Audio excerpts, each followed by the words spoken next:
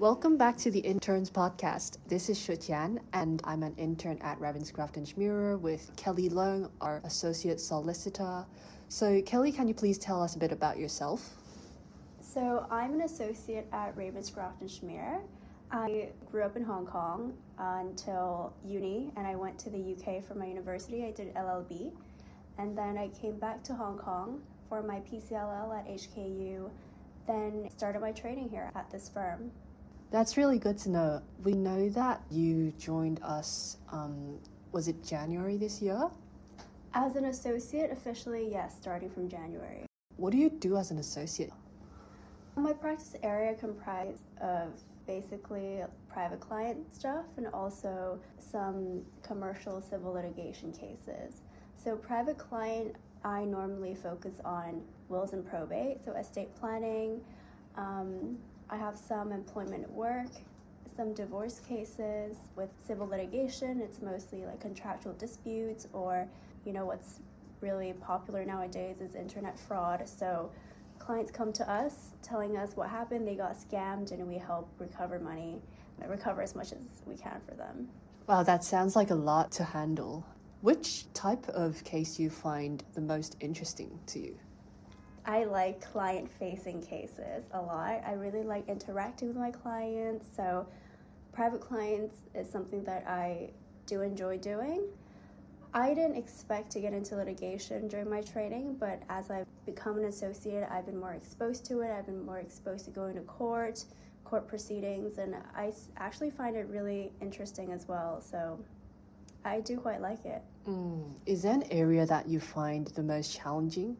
Or could you talk a bit more about the tasks you would do for each area that you mentioned just now?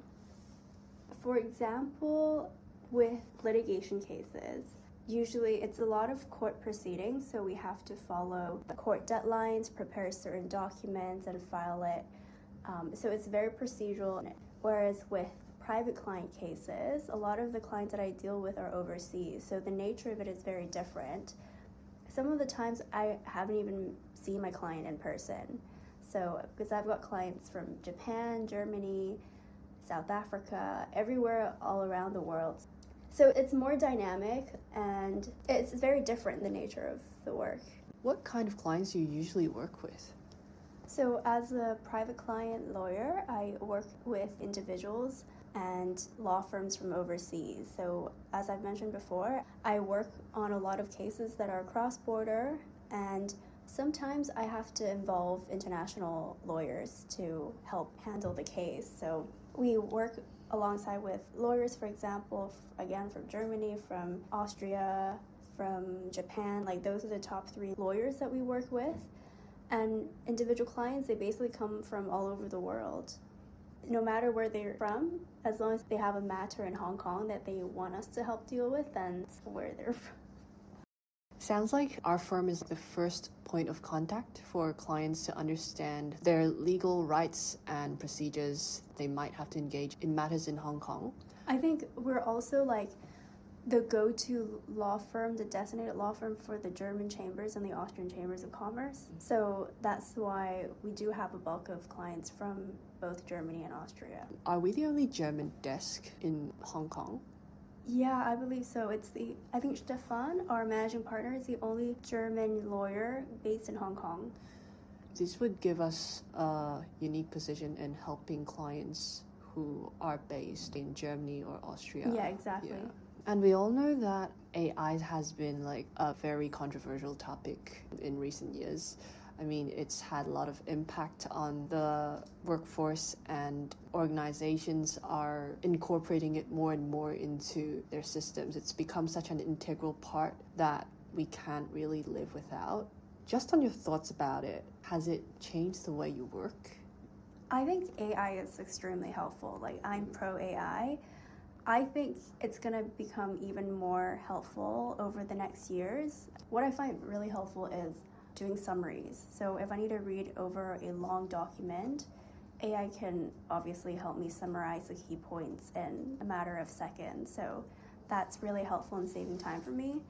Obviously, it's not always 100% accurate, but it does give me a rough idea. And I think sometimes rephrasing is also a really useful tool when it comes to phrasing a letter, how you want to phrase it to come across a certain way. AI has also been very helpful on that. Some say that the rise of AI replaces a lot of jobs in the legal sector. What are your thoughts on that? I don't think it's going to replace lawyers per se. I think that's also one of the reasons why I love client-facing tasks, because that interaction is not going to be replaced by AI. Also, AI is only going to go so far. Like, I don't think it can entirely replace the whole profession, but it can tremendously assist lawyers.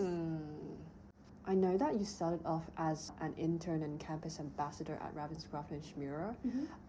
Yeah, I see your picture on the glass panel. Really? Yeah. Oh, okay. Yeah. It was like 2021? That was, yes, it was 2021 during my time at Hong Kong U PCLL. So I was a campus ambassador for Hong Kong U at the time. And at the time I was a full-time student, so mostly my job as a campus ambassador was to introduce the firm to students in HKU or people who are interested in getting to law. And I think I've done 1 or 2 webinars or campus events answering some questions, introducing the firm to various potential candidates. What types of tasks did you handle as an intern? Or was it similar with your role as a campus ambassador?